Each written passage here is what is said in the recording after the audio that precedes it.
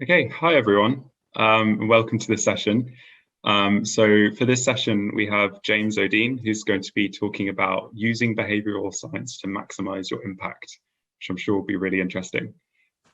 James is a senior marketer and behavioral consultant, having worked for and with a number of international animal advocacy organizations and vegan food brands, alongside his work within the commercial sector. He's built up a firm understanding of how behavioral science and marketing can work together to create powerful behavior change. So thanks very much for coming, James. No worries. Thanks for having me. Hi, my name's James Odene. Thank you very much for joining my talk. I'm a marketing and behavioral consultant with User Friendly, which is an agency I set up a couple of years back. I've been working with the movement ever since. We're going to talk about behavioral science, what that really is, how you can use it, where it's come from. Here's a quick kind of synopsis of what's to come. So as I said, we'll cover off behavioral science, and then I'll go from there into kind of three key ideas that I want to give to you today. So the three ideas that I'm going to cover: first one, subjective before objective; second one, small solutions to big problems; and the third one, test counterintuitive ideas. So we'll cover off behavioral science, what that is, and then I'll give you my kind of three takeaway thoughts that I'd like you to consider. Hopefully might be helpful. And then finally, we can have some questions if there are any. Okay, so behavioral science. Some of you may have heard of it before, some of you maybe not. So I've kind of tried to go from the beginning and make it clear for anyone that has not yet heard of it. So behavioral science exists with about 40 years of robust research. And the research is on how we make decisions, how people make decisions.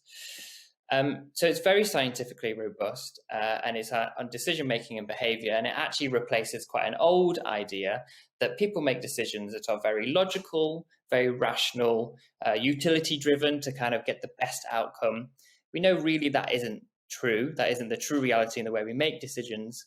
So behavioral science replaces this old philosophy with new ideas in how we actually do behave as opposed to how we think we behave. And what you end up with is a kind of usable framework in how we could increase the likelihood of any desired action. Obviously, the movement is trying to change behavior all of the time. So hopefully there's a lot of interesting pieces of information that we can use here. So let's start with a quick experiment. I'd like you to have a look at this. Now, you might have seen this before. But the question here is, you might have guessed, is the square with A on darker or lighter than the square with B on? Or which is the darkest square out of the two? You're probably looking at it and saying, well, obviously A is the darker square. Well, in reality, they're actually both the same color. The reason I'm showing you this is it sort of very quickly evidences how the way we perceive the world can be broken down very quickly. Whereas we believe we're seeing exactly the world as it is, and we can make decisions based on that, the reality is that actually we kind of fall short quite often. So we perceive the world actually very imperfectly. And the other thing, the second point here, is that we're very good at pretending that that isn't the truth. So if I go backwards here to the original picture, even though you categorically know that A and B are the same color, you cannot tell your brain to look at it and tell you that they are the same color. So not only are we seeing the world imperfectly, we're also very good at pretending that that isn't the case. And because there's that gap between the reality of how we're seeing the world and the way we're making decisions and how we think we're seeing the world and making decisions, that's where behavioral science comes in, and it helps to fill that gap so we can actually kind of second guess the way people are going to make a decision and encourage the right kind of behavior. So as a whole principle, behavioral science is, rather than a kind of one thing, it's a collection of lots of things. So through all these 40 years of research and experiments, they've collated a set list of heuristics or biases, confusing words, but I'll get onto that, on the way that we're likely to behave in any given scenario. So first of all, looking at heuristics. So a heuristic is a kind of decision shortcut, or what we might call a rule of thumb. Good example being, you hear a big bang and you duck down. There's no part of your brain that's going, is it a Big Bang I should be afraid of? Is it something that I definitely need to duck for? You kind of skip all of those processes and hear a Big Bang and instantly you duck down. So that's a heuristic. It's a kind of very quick decision shortcut. And a bias is, as it sounds, it's a biased way of making a decision. A really simple example here, we're actually very highly influenced by the way that people present themselves. And a great study, Milton experiment on getting people to inflict what they believe is pain on another individual because the person's wearing a white coat. And it's simply the uniform that's kind of causing that biased decision making for them to just listen to what they say, as opposed to making their true decision, which is, I don't want to be doing what you say. They just listen. So those are the two kind of core pieces of behavioral science.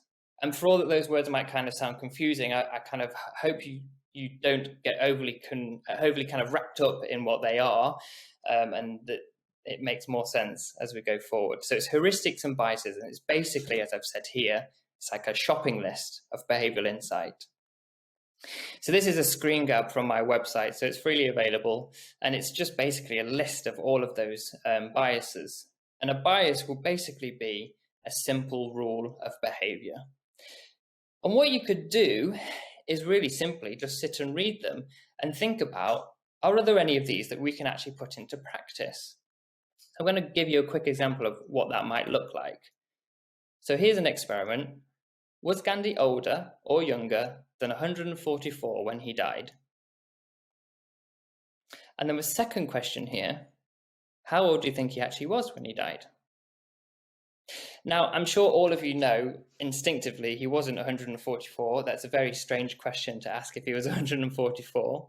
But the fact that I've said that first actually influences the answer to the second question, how old do you think he was? If we actually got people to answer this question and we kind of figured it all out, if I just asked the second question, you would probably give a kind of more sensible answer. And now, because I've asked the first question about is it 144, likelihood is that all of your answers are much higher in age, even perhaps irrationally high in age. And this bias here is called priming. So priming tells us that when we're making a decision, we can be very influenced by previous information, and sometimes we don't even realize it. So in this sense, the priming of asking you whether he was older or younger than 144 actually causes you to be more likely to suggest an older age when I ask you how old you think he actually was. So in terms of using a bias, you might look at the bias list that I shared previously, find priming, which tells you information can influence a kind of following decision, and then put that into practice, go, how can we actually use that piece of knowledge? And here's a simple way that it was used. So there's a great experiment, and it tested the influence of music using the bias of priming. So on alternate days, it played German music and it played French music. On the days that it played German music, German wine outsold French wine 2-1. And on the days that they played French music, French wine outsold German wine 5-1. So here we're seeing a real clear world example of what priming can do. So playing the music actually influenced the way that people were purchasing. Now, the surprising and interesting bit about that is obviously that no one that day would have said, I bought that wine because the track sounded a bit French or the track sounded a bit German that they played in the shop. But actually, that's a really big impact. 5-1 for French wine outselling German wine, that's a very big impact. And all that was playing music. So this helps evidence, if you can understand behavioral science and get an idea of those biases that you could put into practice, the actual real world impact could be pretty big. If we were talking about a 5-in-1 change in influence in people's eating choices, or in what they're purchasing, or in their likelihood to accept and ask, for example, then this is actually quite a big effect. So that's behavioral science. Hopefully that's clear. So it's basically a list of ways that we're likely to behave, and you can use those in lots of different ways. This brings us to the first thought. So this is subjective before objective. So subjective being how we think things are, kind of intangibly experience of things, and objective being how they actually are, the more tangible physical reality that you could touch. Okay, so let's look at the case of Sainsbury's meat-free sausage and mash. Okay, so Sainsbury's is a large retailer in the UK, and there was a great study done by the World Resource Institute into the impact of language, and they wanted to see if they could change the language of plant-based foods to encourage more people to buy them, basically. So Sainsbury's had on their menu a meat-free sausage and mash. And what they did is, rather than changing the objective reality, which is the physical thing itself, they could make it, bigger, cheaper, tastier, anything that kind of would actually be very hard and very expensive. They just simply ignored that and changed the subjective reality. So they actually just changed the language.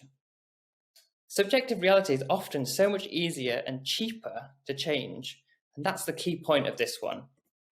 So they scrubbed out the language and changed the words to Cumberland spiced veggie sausage and mash. And it increased the sales by 76%.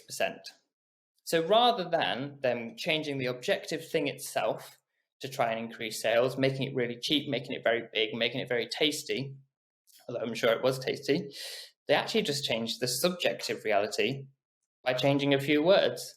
And that caused 76% increase. So my kind of driving key piece in this first thought is changing the subjective reality is so much easier and so much cheaper for the same level of impact, if not more impact, than changing the objective reality. So in practice, that might be this.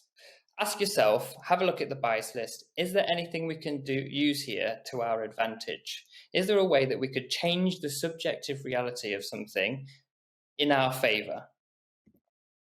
And the second thing is go through a list of biases, see the ones that could work, and just test them. And thirdly, because it's nearly always easier and cheaper to affect the subjective experiences, really try and start here before you go to objective. That would be my recommendation.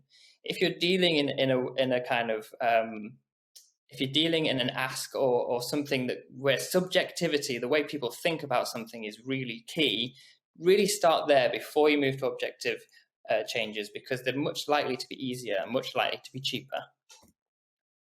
Okay. Second thought, so small solutions to big problems. So just as we mentioned, behavioral science relies on a lot of biases, the biased ways we make decisions. There's kind of a key one I want to lift here, and that is proportionality. So we're very biased to think that big problems need big solutions, called proportionality bias. So what this would suggest is, obviously, because the movement only really deals in very big global problems, we need very big global solutions, when in reality that might not actually be true. I'd encourage us to seek actually smaller solutions to big problems. So I want to touch on something called the $1 million button. Anyone that works in marketing might have already heard of this because it's quite a famous case. So there was a company that had a very big issue, online e-commerce, so they sold things online, had a very big issue with people dropping out before they'd paid and bought the products. Now they could, there you go, now they could spend millions of pounds on marketing, on ads, change the website design, make the products better, more expensive, more luxurious, and that's the first thing we were talking about. That's changing the objective reality. Objective reality. That's probably a bad idea. It's probably very expensive and it might not even work. So instead of doing that, they changed the subjective reality, where they just said, okay, you don't need to sign in, just check in as a guest. So they literally just added one single button, and by doing that, they increased sales by $300 million a year. This evidence is the kind of key point I want to say, is that was a very, very small solution. They didn't spend millions of pounds on marketing, redesign the website, make the products better, more luxurious, more premium. None of that happened. They simply added a button, and that caused $300 million worth of sales increase. I actually recently did something very similar myself with the company I work with, where I changed the contact button from yellow to red. And that actually increased the conversions by 75%. It's a very, very simple solution. But I encourage you to seek those small solutions, because actually there's probably lots of very little levers that we could be pulling that could have a very big solution. And again, thinking about that first thing is try and think about the subjective change as opposed to objective change. So in practice, this first point is the same as the previous first point. Ask yourself, is there a psychological bias that you can use to your advantage? I kind of urge you to always start here. Look at the list. Is there anything here we can use? Second point is to seek that smallest lever of change. Ask it, what is the least that I could actually do to solve the problem? Ignore that proportionality bias. Even if it's a very large problem, potentially there's a very small solution kind of lurking around. Let's seek that, because the resource that you'll use on a small change is obviously significantly less than the resource you'll use on a big change. And the third point is just learn from the commercial sector, because they often do this themselves quite often. Really simple example, is your donate button on your website the most obvious thing that people can see? If it's not, that might be a really small solution to getting more donations. Okay, that's the second thought. Third thought is to test counterintuitive ideas. There's a kind of another key bias here that we believe we think logically and rationally, which is actually often not true. And we also believe that the opposite of a good idea is a bad idea, when in reality the opposite of a good idea could just be another good idea. So I'm going to talk here about the case of Red Bull. So anyone that doesn't know, Red Bull is a very small energy drink, very successful brand. So the problem was to create a product to compete with Coca-Cola, the biggest seller at the time. Now, if you were given that job to create a competing product, you would probably say, let's make something that is cheaper, it tastes better, comes in bigger volumes, is all round better. So back to that first point, that's changing the objective reality. That's doing lots of very expensive, difficult things, giving more away, making it taste better. When in reality, what they created was a drink that was more expensive, it was much smaller, and it actually didn't taste very good. Every time they had a focus group, people were saying, oh, this tastes awful. So what's really happening here? So the people who had this challenge knew that psychological biases could really help them. They knew that if they were going to suggest that the drink was very potent because it's supposed to give you energy, if it tasted really good, you probably question, does this really work? Because actually, the kind of strange taste is integral in the kind of placebo effect, which is the idea of things working even though they don't, because you think they're going to work. That dodgy taste actually makes you think that it works. And the fact that it's very small and expensive, surely small and expensive things work, because if I had loads, then I'm going to be have too much energy. So even though all of those things are kind of illogical, they actually were hugely successful. They created a drink that was more expensive, didn't taste very good, and came in smaller capacities. But knowing behavioral science, it was incredibly successful, and is the brand that we all know today. So the idea here is I urge you to test counterintuitive ideas. The obvious thing to do when competing with Coca-Cola was to make a tastier drink that was cheaper and came in a bigger capacity. They did completely, which would have been a good idea. And they did the complete opposite, which was also a good idea. So I urge you to test counterintuitive ideas. The first point, again, the same thing. Have a look through the psychological bias list. Is there anything here that you can use to your advantage? The second point here is dealing with behavior change is always a matter of averages. So because we're dealing with behavior, it's always about likelihood. There's no given, there's no kind of expectation. So it's always a matter of testing. Does it work? If it does, scale it. So if you have a counterintuitive idea, put it to the test. If it works, great. If it doesn't, never mind. And the third point is, as I said, remember that the opposite of a good idea could still be a really good idea. Because we do operate so-called illogically in our processes, It's really worth testing illogical ideas to see if they really work. And if they do, then you scale them. And that's everything. So the three thoughts that I've kind of covered off, first one being subjective before objective. Objective changes, what it really is like is very expensive and difficult to change. Subjective, what it's called, how we perceive it, the branding around it, all of that is much easier to change, much cheaper, much quicker. So start with subjective before you go to objective. The second one, small solutions to big problems. Don't think big problems always need big solutions. Sometimes big problems can be solved with very small solutions or a collection of very small solutions. Ignore that bias of thinking you need to go big, because it might be something very small. And the third one is test counterintuitive ideas. Even if it sounds irrational or illogical, it might still work. If you have that bias that you're working towards, then it might still work. So test it and try it, because the opposite of a good idea could still just be a good idea and maybe an even better idea than the original one. So test and scale. Thank you so much. I've gone through quite a lot there, so hopefully that was helpful and interesting. I'd be very happy and welcome any questions that you may have.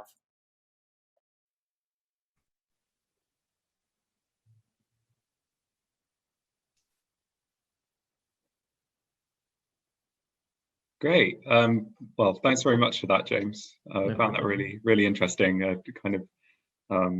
like the kind of 3-point structure of what you were saying.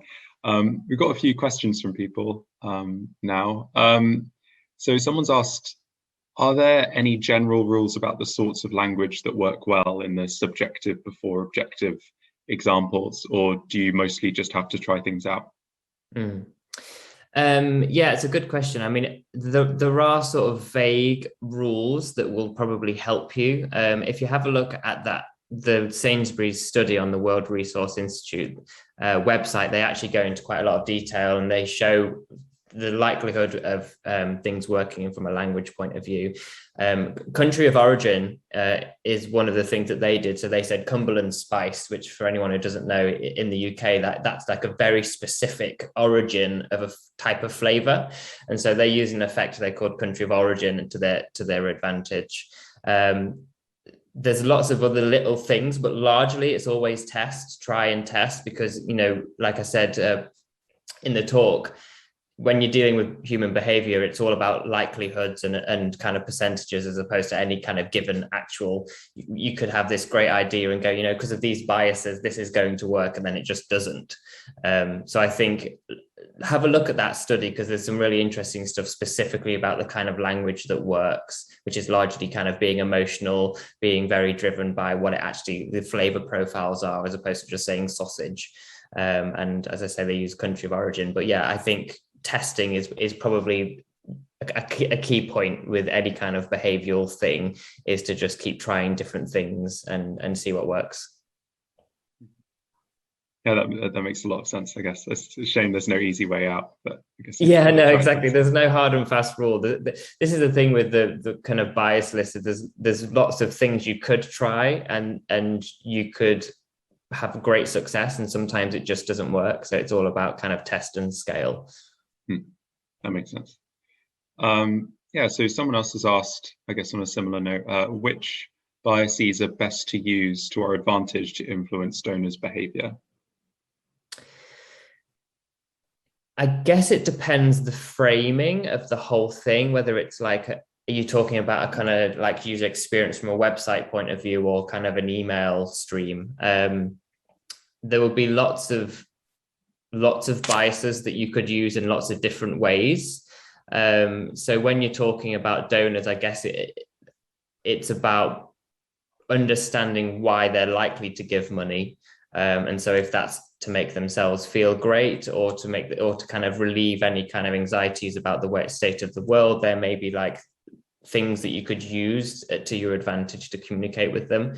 But broadly, biases could be used in lots of different and very surprising ways. I think there's no sort of like conclusive, like do X, Y, and Z and it'll all be great. So again, it's going to be the answer to every question. Just sort of try and test is probably the best thing you could do. And obviously with donation, there's a really easy measurable metric about, are we getting more donations or not? So you can kind of really see, you know, you can try a particular kind of bias and put it into action and see in clear numbers, is it really working or not? So someone else has asked, does point 1 of the guide basically mean that reaching out to people when reaching out to people about animal rights, that it makes more sense to rely on their feelings as something subjective rather than on the numbers and facts as something objective? Almost in every case, yes. There's some good research. Well, firstly, there's very little research, but there is some good research in this particular area.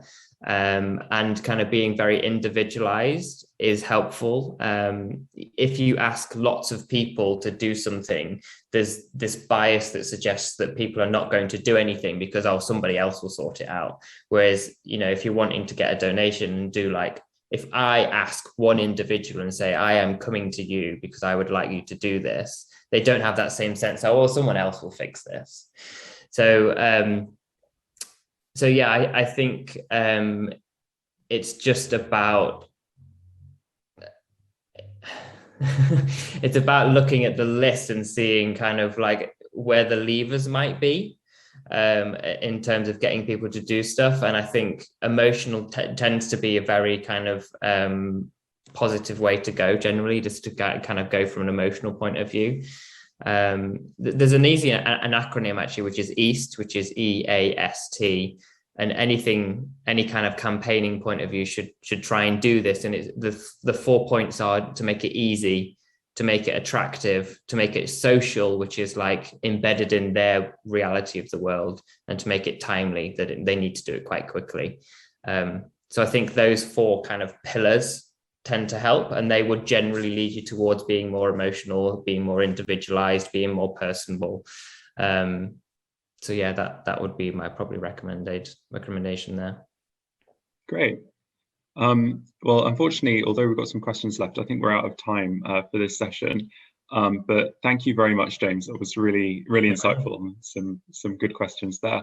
But yeah, thanks for coming, and thanks everyone for attending the session. Great, thanks very much.